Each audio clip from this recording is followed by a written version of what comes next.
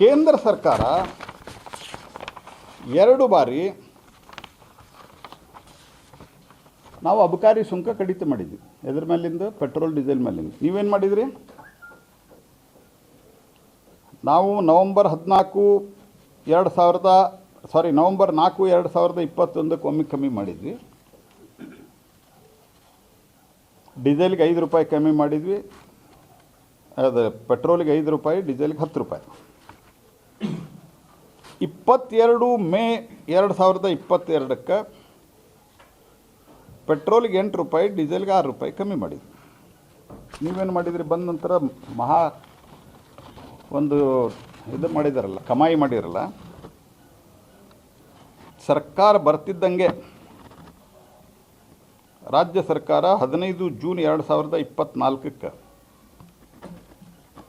3 ರೂಪಾಯಿ 5 ರೂಪಾಯಿ ಜಾಸ್ತಿ ಮಾಡಿ, 3 ರೂಪಾಯಿ 2 ಪೈಸಾ ಜಾಸ್ತಿ ಮಾಡಿದರು. ಅದಾದ ನಂತರ 2ನೇ ಬಾರಿಗೆ ಮತ್ತೆ ಜಾಸ್ತಿ ಮಾಡಿದರು. ಅದರ ಪರಿಣಾಮ ಇವ್ರದ್ದು ಅಧಿಕೃತ ಅಂಕಿಅಂಶಗಳು 7,500 ಕೋಟಿ ರೂಪಾಯಿ ಬಂದದ್ದು ಸರ್ಕಾರಕ್ಕೆ ರೆವೆನ್ಯೂ. 7,500 crores. GST ಒಳಗಿಲ್ಲ ಅದು. ನಾಳೆ ಅವರು ಹೇಳಲಿಕ್ಕೆ ಶುರು ಮಾಡ್ತಾರೆ, GST ಟ್ಯಾಕ್ಸು ಅಂತ ಅವ್ರ ಸ್ಟೈಲ್ ಇದೆ ಅಲ್ಲ. ಯಾಕಂದ್ರೆ ಪತ್ರಕರ್ತರಿಗೂ ಏನಾರ ಪ್ರಶ್ನೆ ಕೇಳಿದ್ರೆ ಅಲ್ಲೇ ದಬಾಯಿಸ್ತಾರೆ. 7,500 ಕೋಟಿ ಬಂದದ್ದು. ನಿನ್ನೆ 50 ರೂಪಾಯಿ ಕೊಡ್ತೀವಿ ಅಂತ ಹೇಳಿದ ಮೇಲೆ 281 ಕೋಟಿ ರೂಪಾಯಿ ರೈತರಿಗೆ ಕೊಟ್ಟಿರಿ. ನೀವು ಡ್ರಾಮಾ ಮಾಡೋದು ಬಂದ್ ಮಾಡಿರಿ. ನೀವು ಇದನ್ನು ಜನ, ಮೋದಿ ಸರ್ಕಾರ ಜನಪರವಾಗಿರೋದಕ್ಕೆ NDAನ 3ನೇ ಸರ್ತಿ ಅಧಿಕಾರಕ್ಕೆ ತಂದಾರ.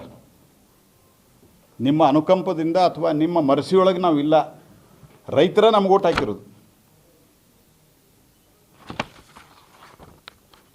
ಪ್ಲಸ್ ವೆಹಿಕಲ್ ಟ್ಯಾಕ್ಸ್ ಜಾಸ್ತಿ ಮಾಡ್ಯಾರ, ರೋಡ್ ಟ್ಯಾಕ್ಸ್ ಜಾಸ್ತಿ ಮಾಡ್ಯಾರ, ರಿಜಿಸ್ಟ್ರೇಷನ್ ಚಾರ್ಜ್ ಜಾಸ್ತಿ ಮಾಡ್ಯಾರ. ಹೀಗಾಗಿ 5,500 ಇರೋದು 2-3 ವರ್ಷದ ಮೊದಲು ಇವತ್ತು 700-700 ರೂಪಾಯಿ ಆಗ್ಯದ. ಇದ್ರ ಜೊತೆ ಜನರೇಷನ್ ಮಾಡ್ತಾರೆ ವಿದ್ಯುತ್ ಉತ್ಪಾದನೆ. ಮಹಾರಾಷ್ಟ್ರದಷ್ಟೇ ನಾವು ಮಾಡಿದ್ವಿ. PPA ಮಾಡಿಲ್ಲ ಇವರು. ಯಾಕಂದರೆ ಎನರ್ಜಿ ಮಿನಿಸ್ಟ್ರಿ ನಾನು ನೋಡ್ತೀನಿ, ನಂದು ಎಲ್ಲ ಡಿಸ್ಕಾಮ್ಗಳ ಜೊತೆಗೆ ಸಭೆ ಆಗ್ತದೆ. ಕರ್ನಾಟಕದಾಗ ಜನರೇಷನ್ PPA ಆಗಿಲ್ಲ. ಮಹಾರಾಷ್ಟ್ರದಾಗ PPA ಆಗ್ಯದ. 4 ರೂಪಾಯಿ 75 ಪೈಸಾ ಫಿಕ್ಸ್ಡ್ ಕಾಸ್ಟು, ವೇರಿಯೇಷನ್ ಕಾಸ್ಟು 1 ರೂಪಾಯಿ 25 ಪೈಸಾ ಹಿಂಗೆ ಕೊಡ್ತಾರೆ. ಸ್ವಲ್ಪ ಹೆಚ್ಚು ಕಡಿಮೆ ಅದ. But there is a agreement. PPA is there, there is a agreement ಇದೆ. ನಿಮ್ಗೆ ಅಗ್ರಿಮೆಂಟ್ ಕಾಪಿ ಮರಾಠಿ ಒಳಗೆ ಇದ್ದದ್ದು ಕನ್ನಡದಾಗ ಮಾಡಿಸ್ಕೊಡ್ತೀನಿ ನಿಮ್ಗೆ. ನೀವ್ಯಾಕೆ PPA ಮಾಡ್ತಾ ಇಲ್ಲ? ನೀವ್ಯಾಕೆ PPA ಮಾಡ್ತಾ ಇಲ್ಲ ಮುಖ್ಯಮಂತ್ರಿಗಳೇ? ರೇಟ್ ಇದ್ದಿದ್ದು ಯಾಕೆ ಕಮ್ಮಿ ಮಾಡಿದ್ರಿ? ಅವ್ರು ಡಿಮಾಂಡ್ ಮಾಡ್ಯಾರಲ್ಲ ಮಿಲ್ಲರ್ಸ್ ನಿಮಗೆ. What nonsense you are talking? ನಿಮ್ಗೆ ನಿಜಕ್ಕೂ ಸಮಸ್ಯೆ ಬಗೆಹರಿಸಬೇಕಾದಂಥ ಒಂದು, ನಾನು ಮೊದಲೇ ದಿವಸ ಹೇಳಿದೆ, ರೈತರು ಬೀದಿ ಮೇಲೆ ಕೂಡ್ಲಿಕ್ಕೆ ಬಿಡಬೇಡ್ರಿ. ರೈತರ ಡಿಮಾಂಡ್ ಜೆನ್ಯೂನ್ ಅದ. ಮಿಲ್ಲರ್ಸನ್ನು ಕರೆದು ಮಾತುಕತೆ ಮಾಡಿ ಹೋಗಲಿ. ಅಷ್ಟಾಗೂ ಆಗಿಲ್ಲ ನಿಮ್ಗೆ. SAP ಮಾಡಬೇಕಾಗಿತ್ತು ನೀವು. ಹರಿಯಾಣದಾಗದ, ಪಂಜಾಬ್ದಾಗದ. ಪಂಜಾಬ್ ನಿಮ್ಮ ಇಂಡಿ ಗಠಬಂಧನ್, ಈಗ ಅರ್ಧಮರ್ಧ ಹೊರಗೆ ಹೋಗ್ಯಾರ ಅವರು, ಅದು ಬೇರೆ ವಿಷಯ. ಇಂಡಿ ಗಠಬಂಧನ್ ರಾಜ್ಯ ಅಲ್ಲ. ಉತ್ತರ ಪ್ರದೇಶದಾಗದ, ಉತ್ತರಾಖಂಡದಲ್ಲಿದೆ. ಮಾಡಿರಿ. ಯಾರ ಬಗ್ಗೆ ಮಾತಾಡ್ತಾ ಇದ್ದೀರಿ ನೀವು? ನಿಮ್ಮ ಎಲೆಯಲ್ಲಿ ಕತ್ತಿ ಸತ್ತು ಬಿದ್ದಿದೆ. ಬೇರೆದವ್ರ ಬಗ್ಗೆ, ನೊಣದ ಬಗ್ಗೆ ಮಾತಾಡ್ತೀರಿ ನೀವು. ವಾಟರ್ ಸಪ್ಲೈ 5 ಲಕ್ಷ ರೂಪಾಯಿ ಒಂದು ಇದಕ್ಕಿತ್ತು. ಮಿಲ್ಲರ್ಸ್ಗೆ ವಾಟರ್ ಎಷ್ಟು ಕೊಡಬೇಕು ಅದು ರಾಜ್ಯ ಸರ್ಕಾರಕ್ಕೆ ಬಿಟ್ಟಿದೆ. ಅದಾದ 1 ಕೋಟಿ ಮಾಡಿರಿ.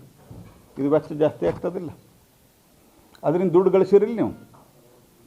ರೈತರಿಗೆ ಯಾರು ಕೊಡೋ ಜವಾಬ್ದಾರಿ? ನಾವು FRP ಮಾಡೀವಿ, ನಾವು ಎಥೆನಾಲ್ ಕೊಟ್ಟಿವಿ, ನಾವು ಎಕ್ಸ್ಪೋರ್ಟ್ ಮಾಡಿಸಿವಿ, ನಾವು 431 ಕೋಟಿ ರೂಪಾಯಿ ಸಬ್ಸಿಡಿ ಕೊಟ್ಟಿವಿ. 431 crores. ಇದಕ್ಕೆ ಎಷ್ಟು ಕರೆಕ್ಟ್ ಫಿಗರ್ ನೋಡಪ್ಪ, ಅದು 431 crores ನಾವು ಬರೀ ಸಬ್ಸಿಡಿ ಕೊಟ್ಟಿವಿ. ಅದಕ್ಕೆ ಎಥೆನಾಲ್ ಪ್ಲ್ಯಾಂಟ್ಗಳನ್ನು ಹಾಕಲಿಕ್ಕೆ. ಯಾಕಂದರೆ ಎಥೆನಾಲ್ ಪ್ಲ್ಯಾಂಟ್ ಹಾಕಲಿಲ್ಲ ಅಂದರೆ ರೈತರಿಗೆ ಪೇಮೆಂಟ್ ಆಗೋದಿಲ್ಲ ಅಂತ. ಯಾರ ಬಗ್ಗೆ ಮಾತಾಡ್ತಿದ್ದೀರಿ ನೀವು? ಮತ್ತು ಕೇಂದ್ರ ಸರ್ಕಾರ ಸಹಕಾರ ಬೇಕು. ಸಹಕಾರ ಕೇಳುವ ಲಕ್ಷಣನ ಇದು? ತಮ್ಮೆಲ್ಲರಿಗೂ ಸ್ವಾಗತ ಕೋರ್ತಾ ಸನ್ಮಾನ್ಯ ಮುಖ್ಯಮಂತ್ರಿಗಳು 7-8 ದಿವಸದಿಂದ 9 ದಿವಸದಿಂದ ಸ್ಟ್ರೈಕ್ ಕೂತಿದ್ರು ಸಹಿತ ಆರಂಭದ ದಿವಸದಲ್ಲಿ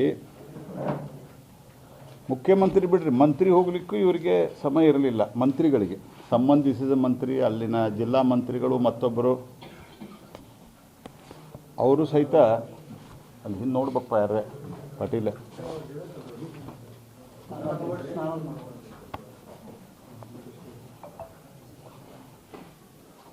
ಮಂತ್ರಿ ಮುಖ್ಯಮಂತ್ರಿ ಅಂತೂ ದೂರ ಉಳಿತು, ಮಂತ್ರಿಗಳಿಗೂ ಹೋಗ್ಲಿಕ್ಕೆ ಟೈಮ್ ಇರಲಿಲ್ಲ.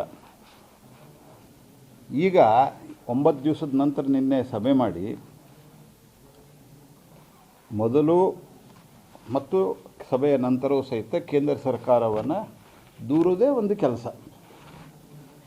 ನಾನು ಹಿಂದೂ ಈ ಮಾತು ಹೇಳಿದ್ದೇನೆ, ಮಳೆ ಜಾಸ್ತಿ ಆದರೂ ಕೇಂದ್ರ ಸರ್ಕಾರ, ಮಳೆ ಕಮ್ಮಿ ಆದರೂ ಕೇಂದ್ರ ಸರ್ಕಾರ ಮೋದಿ ಕಾರಣ, ಜನಸಂಖ್ಯೆ ಜಾಸ್ತಿ ಆದರೂ ಮೋದಿ ಕಾರಣ, ಜನಸಂಖ್ಯೆ ಕಮ್ಮಿ ಆದರೂ ಮೋದಿ ಕಾರಣ. ಒಂದು ಚಿಲ್ಲರ್ ಪಾಲಿಟಿಕ್ಸ್ಗೂ ಒಂದು ಮಿತಿ ಇರಬೇಕು. ಕಾಂಗ್ರೆಸ್ ಪಾರ್ಟಿಯಿಂದ ಹಿಂದೆ SM ಕೃಷ್ಣ ಅವರು, ಅಂದರೆ ಅಲ್ಲಿ ವಾಜಪೇಯಿ ಸರ್ಕಾರ ಇತ್ತು,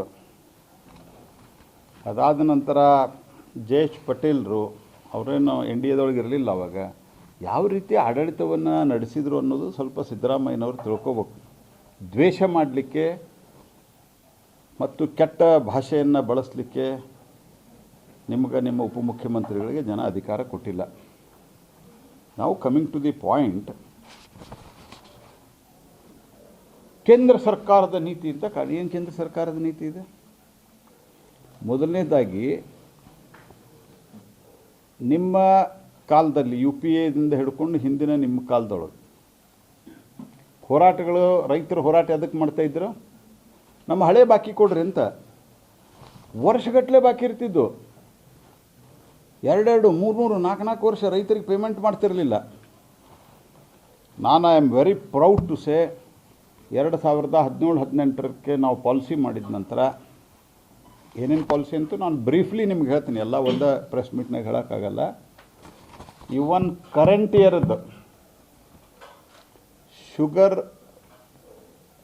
ಕೇನ್ ಫಾರ್ಮರ್ಸದ್ದು, ಕಬ್ಬು ಬೆಳೆಗಾರದ್ದು ಕೇವಲ ಕರ್ನಾಟಕದಲ್ಲಿ 50 ಲಕ್ಷ ಪೆಂಡಿಂಗ್ ಇದೆ. ಉಳಿದಿದ್ದು ಎಲ್ಲ ಪೇಮೆಂಟ್ ಆಗಿದೆ. ದೇಶದೊಳಗೆ 98% ಪೇಮೆಂಟ್ ಆಗಿದೆ. ಕರೆಂಟ್ ಇಯರ್ ಅಂದರೆ ಈಗ ಮೊನ್ನೆ ಅಕ್ಟೋಬರ್ಗೆ ಶುಗರ್ ಇಯರ್ ಮುಗೀತು, ಅದ್ರದ್ದು ಮಾತಾಡ್ತಾಯಿದ್ದು 97% ಮುಗಿದಿದೆ. ಹೋದ ವರ್ಷದ್ದು 24-25 100% ಕಂಪ್ಲೀಟ್ ಆಗಿ 99.9%. ಅಂದ್ರೆ ಡಿಸ್ಪ್ಯೂಟ್ ಇರ್ತಾವೆ, ಕೋರ್ಟಿಗೆ ಹೋಗಿರ್ತಾರೆ, ಅದದು 0.1 or 0.2% ಬಿಟ್ಟರೆ ಇಡೀ ದೇಶದೊಳಗೆ ಎಲ್ಲೂ ಇಲ್ಲ. ಕೇಂದ್ರ ಸರ್ಕಾರ ಸಮಸ್ಯೆ ಹುಟ್ಟಾಗಿದೆ ಅಂತ ಬೇಜವಾಬ್ದಾರಿ ಮಾತಾಡಿ ಬೇರೆ ರಾಜ್ಯದಾಗ ಯಾಕಾಗಿಲ್ಲ? ಇಲ್ಲಿ ಅಷ್ಟೇ ಯಾಕಾಯ್ತು? ಎರಡನೇದ್ದು, ಎಷ್ಟು ಒಂದು ನಾನು ಈ ಶಬ್ದ ಉಪಯೋಗ ಮಾಡಬಾರ್ದು, ಆದರೆ ಅವರ ದ್ವೇಷ ಮತ್ತು ಇದಕ್ಕೆ ನಾನು ಉಪಯೋಗ ಮಾಡ್ತಾಯಿದ್ದೇನೆ. ಒಂದು, ನೀವು ದುರುದ್ದೇಶದಿದ್ದೀರಿ, ಇಲ್ಲ ನೀವು ಮೂರ್ಖರಿದ್ದೀರಿ. ಯಾಕಂದ್ರೆ ನಿಮಗೆ ಪೂರಾ ಮಾಹಿತಿ ತೊಗೊಳ್ಳೋ ಇದಿಲ್ಲ. ನಿಮಗೊಂದು ಸರ್ಕಾರ ಕರ್ನಾಟಕದಲ್ಲಿ ಸರ್ಕಾರ ಇದೆ ನಿಮ್ಮದು. ಕಳೆದ ವರ್ಷ 139 ಕೋಟಿ ಲೀಟರ್ ನಾವು ಕೊಟ್ಟಿವಿ ಎಥನಾಲ್ ಅಲೋಕೇಶನ್ ಕರ್ನಾಟಕಕ್ಕೆ, 139 crores. ನೀವೇನು ಹೇಳಿರಿ 47 ಕೋಟಿ ಅಂತ? ಯಾವ ಆಧಾರದ ಮೇಲೆ ಹೇಳಿದ್ರಿ ನೀವು? ನಾವು ಉತ್ತರ ಕೊಟ್ಟದ್ದು ಲೋಕಸಭೆ ಒಳಗೆ ಜೂನ್ದೊಳಗೆ ಕೊಟ್ಟದ್ದು ಉತ್ತರ ನೀವು ಈಗ ಹೇಳ್ತಾರೆ. ಬ್ಲೆಂಡಿಂಗ್ ಶುಗರ್ ಇಯರು ಅಕ್ಟೋಬರ್-ನವಂಬರ್ಗೆ ಮುಗೀತದೆ. So is it not irresponsibility or ಬೇಕಂತ ಹೇಳ್ತಾ ಇದ್ದೀರ ನೀವು? ಏನು ರಾಹುಲ್ ಗಾಂಧಿ ಸಹವಾಸದಿಂದ ಹಿಂಗಾಗಿರ ನೀವು? ಬಾಯಿ ಬಂದಂಗೆ ಮಾತಾಡ್ಕೋತ ಅಡ್ಡಾಡ್ತಾರಲ್ಲ. ಎರಡನೇದ್ದು,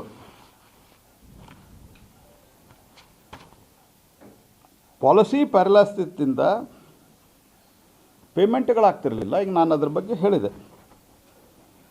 2014ರಲ್ಲಿ 57,104 ಕೋಟಿ ರೂಪಾಯಿದ್ದು ಖರೀದಿ ಆಗ್ತಿತ್ತು ಕಬ್ಬು.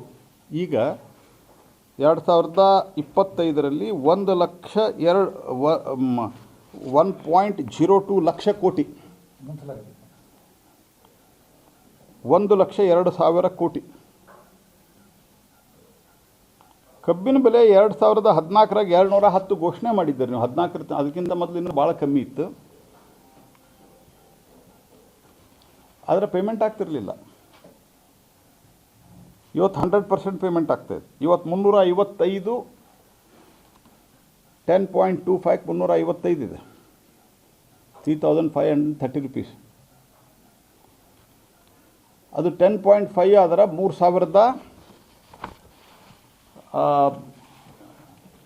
10.5 ಆದರೆ 3,630 ಇದೆ.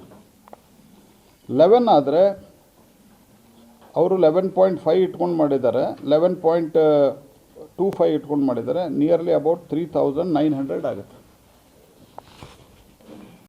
ಸಾಗಾಣಿಕೆ ವೆಚ್ಚದ ಬಗ್ಗೆ ಮಾತನಾಡ್ತಾರೆ, ಅದ್ರ ಬಗ್ಗೆ ನಾನು ಹೇಳ್ತೇನೆ. ಎರಡನೇದು ಇನ್ನೊಂದು ಏನು ಹೇಳ್ಯಾರ, ಎಕ್ಸ್ಪೋರ್ಟ್ ಅಲೋ ಮಾಡಿರಲಿಲ್ಲ, 10 ಲಕ್ಷ ಟನ್ ಮಾಡಿದ್ರಂತ. 10 ಲಕ್ಷ ಟನ್ ಡಿಮಾಂಡ್ ಇತ್ತು ಅವ್ರದ್ದು. ನಾವು 10 ಲಕ್ಷ ಟನ್ ಕೊಟ್ಟಿವಿ. ಆ 10 ಲಕ್ಷ ಟನ್ ಆದ ನಂತರ 8.8 ಲಕ್ಷ ಟನ್ ಎಕ್ಸ್ಪೋರ್ಟ್ ಆಗಿದೆ. 8.8 ಲ್ಯಾಕ್ ಟನ್ ಆ್ಯಕ್ಚುಯಲ್ ಎಕ್ಸ್ಪೋರ್ಟ್ ಆಗಿದ್ದು ನಾವು ಕೊಟ್ಟ ಮೇಲೆ. ಆ ಎಕ್ಸ್ಪೋರ್ಟದ್ದು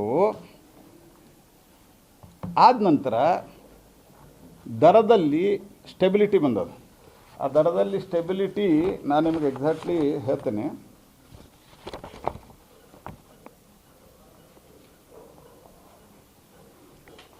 ಆವಾಗ 31 ಚಿಲ್ಲರೆ ಇತ್ತು, ಸಕ್ಕರೆ ರೇಟ್ 37-38 ರೂಪಾಯಿ ಆಯ್ತು per K G. C, central government, Modi government has got responsibility towards first farmers, second to consumers, third to the millers. Naturally, millers is also important factor in this. ನಾವು ಹೆಂಗೆ ಬ್ಯಾಲೆನ್ಸ್ ಮಾಡ್ಬೇಕಂತ ಹೇಳಿ MSP ಶುರು ಆದದ್ದು ಯಾವಾಗ ಭಾಳ ದೊಡ್ಡ ಮಾತಾಡ್ತಿರಲಿಲ್ಲ. ನಿಮ್ಮ ಕಾಲದಾಗ ಯಾಕೆ MSP ಮಾಡಿರಲಿಲ್ಲ ನೀವು? ನಮ್ಮ ಕಾಲದಾಗ 18-19 MSP ಮಾಡಿದ್ದು ನಾವು. ಇದಕ್ಕಿಂತ ಮೊದಲು MSPನೂ ಇರಲಿಲ್ಲ, ಏನೂ ಇರಲಿಲ್ಲ ನಿಮ್ಮ ಕಾಲದಾಗ. ಎಥೆನಾಲ್ ಬ್ಲೆಂಡಿಂಗು 2000 ಇಸ್ವಿಯೊಳಗೆ ಶುರು ಆಗ್ತಿಲ್ಲ. ಅನೇಕ ಪತ್ರಕರ್ತರು ಹಿರಿಯರಿದ್ದರು. ನೀವು 2000 ರಾಮನಾಯಕರು ಇದನ್ನು ಪ್ರಮೋಟ್ ಮಾಡಿದರು. 2014ರಾಗ 20% ಮುಗಿಬೇಕಾಗಿತ್ತು. ಐ ಆಮ್ ರಿಪೀಟಿಂಗ್, 2014ರಾಗ ಮುಗಿಬೇಕಾಗಿತ್ತು. 1.5% ಮಾಡಿದ್ರಿ ಇವರು. ಉತ್ಪಾದನೆ ಆಗ್ತೈತಿ ಎಥೆನಾಲ್, ದಯವಿಟ್ಟು ಸರಿಯಾಗಿ ನೋಟ್ ಮಾಡ್ಕೊರಿ. 38 ಕೋಟಿ ಲೀಟರ್, 38 ಕೋಟಿ ಲೀಟರ್. ಈಗ ಎಥೆನಾಲ್ ಎಷ್ಟು ಉತ್ಪಾದನೆ ಆಗಿದೆ? 1,001 ಲೀಟರ್. ಕರ್ನಾಟಕಕ್ಕೆ 139. ಅದರೊಳಗೆ ಯಾರ ಬಗ್ಗೆ ಮಾತಾಡ್ತೀರಿ ನೀವು ಸಿದ್ದರಾಮಯ್ಯನವರೇ? ರಾಹುಲ್ ಗಾಂಧಿ ಸಹವಾಸನ? ಸಹವಾಸ ದೋಷ ಅಂತಾರಲ್ಲ. ನಾನು ನಿನ್ನೇನೋ ಒಂದು ಕತೆ ಹೇಳಿದ್ದೆ ಅಲ್ಲೇ ಹುಬ್ಬಳ್ಳಿಯೊಳಗೆ, ನೀವು ನೋಡಿರ್ಬೇಕೆಲ್ಲವ್ರು. ಆ ಹುಲಿ ಮಂದಿಯೊಳಗೆ ಹೋಗಿ, ಅದು ಕುರಿ ಮಂದಿಯೊಳಗೆ ಹೋಗಿ ಹುಲಿ ಬಿದ್ದ ಕೂಡಲೇ ಅದು ಕುರಿ ಮಾಡ್ದಂಗೆ ಮಾಡ್ತಾ ಇರ್ತದಲ್ಲ, ಹಂಗೆ ರಾಹುಲ್ ಗಾಂಧಿ ಕಾರಣದಿಂದ ನೀವು ಹಿಂಗೆ ಮಾತಾಡ್ತಾ ಇದ್ದೀರಾ, ಅಥವಾ ಏನು ದುರುದ್ದೇಶಪೂರ್ವವಾಗಿ ಅಥವಾ ಅವ್ರನ್ನ ಮೆಚ್ಚಿಸ್ಲಿಕ್ಕಂತ ಏನಾದ್ರು ಮಾತಾಡ್ತಾ ಇದ್ದೀರಾ? ಎರಡನೇದ್ದು, 1,001 ಲೀಟರ್ ಎಥೆನಾಲುದಲ್ಲಿ 139 ಕೋಟಿ ಲೀಟರು ಕರ್ನಾಟಕಕ್ಕೆ ಅಲಾಟ್ ಆಗಿದೆ. ಹೆಚ್ಚು ಕಡಿಮೆ ಸ್ವಲ್ಪ 5-6 ಕೋಟಿ ಪ್ರತಿ ಸರ್ತಿ ಎಲ್ಲ ರಾಜ್ಯಕ್ಕೂ ವ್ಯತ್ಯಾಸ ಆಗ್ತದೆ. ಈ ಸರ್ತಿನ ಹೆಚ್ಚು ಕಡಿಮೆಯಾಗಿ ಅಷ್ಟೇ ಬರ್ತದೆ. ಈಗ 20% ತಲುಪಿ ನಾವು ಎಥೆನಾಲ್ ಬ್ಲೆಂಡಿಂಗ್, 20%. ಅದರಿಂದ ಟೋಟಲ್ ಡಿಸ್ಟಿಲರೀಸ್ಗೆ ಅಂದರೆ ಶುಗರ್ ಮಿಲ್ಸ್ಗೆ 2,18,000 ಕೋಟಿ ರೂಪಾಯಿ ರೆವಿನ್ಯೂ ಜನ್ರೇಟ್ ಆಗಿದೆ. ಯಾವ ಕಾರಣಕ್ಕಾಗಿ ಇವತ್ತು ಪೇಮೆಂಟ್ ಇಡೀ ದೇಶಾದ್ಯಂತ ಶುಗರ್ ಫಾರ್ಮರ್ಸ್ಗೆ ಪೇಮೆಂಟ್ ಆಗ್ತಾ ಇದೆ ಅಂತಂದರೆ this is the reason. Third, ಇವ್ರ ಕಾಲದೊಳಗೆ ಪೇಮೆಂಟು ಆಗಿರಲಿಲ್ಲ ಅನ್ನೋ ಕಾರಣಕ್ಕೆ ನಾವು ಬಂದ ಮೇಲೆ ಇದು ಚರ್ಚೆ ಶುರು ಆಯಿತು, ಏನಾದ್ರು ಮಾಡ್ಬೇಕಂತ. ಮೋದಿ ಸಾಹೇಬರು ವಿವಿಧ ಕೇಂದ್ರ ಸರ್ಕಾರದ ವಿವಿಧ ಯೋಜನೆಯಲ್ಲಿ 16,500 ಕೋಟಿ ರೂಪಾಯಿ ಫಾರ್ಮರ್ಸ್ ಕೇನ್ ಬಿಲ್ ಕ್ಲಿಯರ್ ಮಾಡ್ಲಿಕ್ಕೆ ಕೊಟ್ಟಿವಿ ನಾವು 10 ಇಯರ್ಸ್ದಾಗ. ಇವ್ರು ಹಳೆ ಬಿಲ್ 14 ನಂತರದ್ದಲ್ಲ, not before 14, not after 14, before 14 ಇವರೇನು ರಾಡಿ ಮಾಡಿಟ್ಟು ಹೋಗಿದ್ರಲ್ಲ UPA ಸರ್ಕಾರ, ಅದಕ್ಕೆ 16,500 ಕೋಟಿ ರೂಪಾಯಿ ಭಾರತ ಸರ್ಕಾರ ಸಹಾಯಧನವನ್ನು ಕೊಟ್ಟು ಕ್ಲಿಯರ್ ಮಾಡಿದೆ. ಅಂದರೆ ಒಂದು 30-35 ಸಾವಿರ ಕೋಟಿ ರೂಪಾಯಿ ಪೇಮೆಂಟ್ ಪೆಂಡಿಂಗ್ ಇತ್ತು. ನಾಚಿಗೆ ಬರ್ತದೆ ನಿಮಗೆ ಮಾತಾಡಲಿಕ್ಕೆ. ಮತ್ತು ಮಿನಿಮಮ್ ಸೆಲ್ಲಿಂಗ್ ಪ್ರೈಸ್ ಅನ್ನೋ ಕನ್ಸೆಪ್ಟ್ ಶುರು ಆದದ್ದು ನಾವು ಅದು 19ರಾಗ 31 ಮಾಡಿವಿ. ಇದರಲ್ಲಿ ನೀವು ನಿನ್ನೇನು ತೀರ್ಮಾನ ಮಾಡಿರಿ ಅದ್ರ ಬಗ್ಗೆ ನಾನು ಮಾತಾಡ್ಲಿಕ್ಕೆ ಹೋಗೋದಿಲ್ಲ. ಮಾತಾಡಿದ್ರೆ ಯಾಕಂದ್ರೆ ನಾವು ಯಾರಿಗೂ ಬಟ್ಕಾಯಿಸ್ಲಿಕ್ಕೆ ಇಲ್ಲಿ ಬಯಸೋದಿಲ್ಲ. It is not my intention. ಹಿಂಗಾಗಿ ನಿನ್ನೆ ಘಟನೆ ಬಗ್ಗೆ ನಾನು ಮಾತಾಡೋದಿಲ್ಲ. ಆದ್ರೆ